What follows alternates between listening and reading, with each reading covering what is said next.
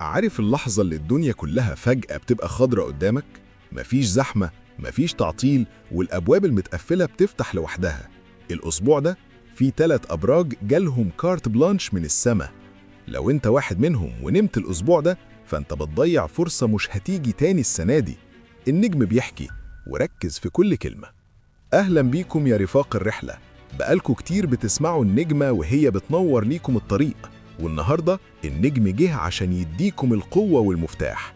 احنا هنا مش بنقول توقعات وبس، احنا بنرسم طريق النجاح وبنعرف ازاي نركب موجة الطاقة الصح. أول برج معانا هو السرطان. يا سرطان، بقالك كتير شايل حمول السما فوق كتافك، وبقالك كتير بتدي وما بتاخدش.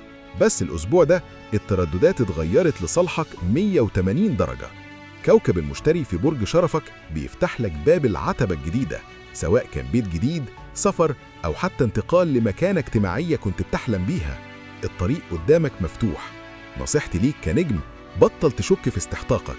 اللي جاي مش مجرد جبر خاطر، ده تسونامي من الرزق.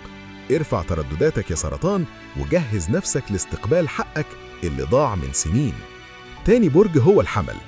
يا حمل، كوكب المريخ بيديلك طاقة انفجارية.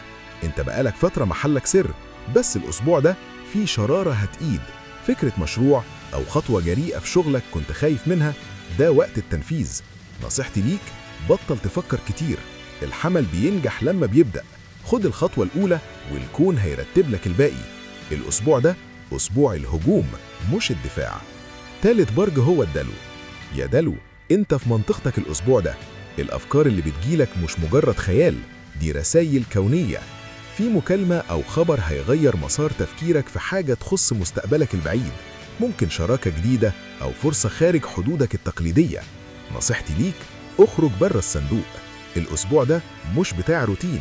جرب حاجة جديدة وقابل ناس جديدة، لأن رزقك الأسبوع ده موجود في الدواير البعيدة عنك.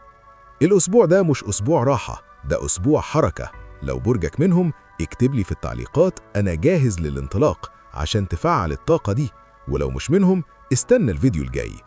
كنتم مع النجم بيحكي على قناة النجمة بتحكي. استنوني الحلقة الجاية عشان الحكاية لسه فيها أسرار كتير. سلام.